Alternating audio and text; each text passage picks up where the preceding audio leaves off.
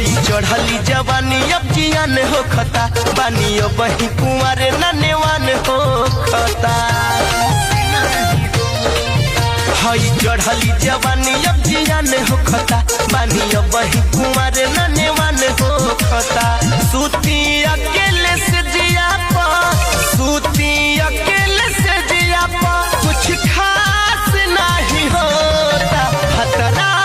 के बिना सखिया रे बर्दाश्त नहीं होता पियावा के बिना सखिया रे बर्दाश्त इंसान पहचान हक मछिया सच कहीं मोर गुमान हक मछिया चलहट गवार कहेगा इंसान पहचान हक मछिया सच कहीं मोर गुमान हक मछिया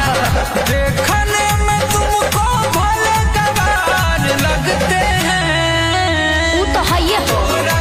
पता है मछिए से का हम तो रंगदार लगते हैं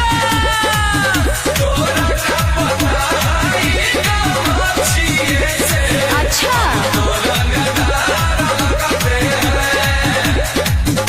क्या मैडम क्या है समझे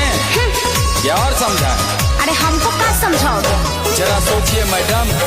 अगर यही गमछी वाले बिहार यूपी के लोग अच्छा आपकी कंपनियों में काम नहीं करते घुसला सारा दहिया के खून राउ चूसला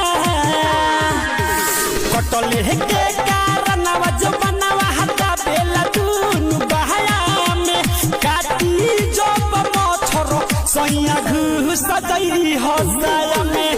कटले के कारण आवाज बनावा हटा बेला दुनु बहाया में काटी जब मछर बोलो मत घुस गई हसाया ना लगइले रहती जीवा जगत के भला ही रहती अरे माओ रे माओ ए हो का हो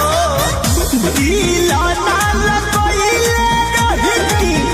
जीवा जगत के भला ही रहती केहू जाना त नइखे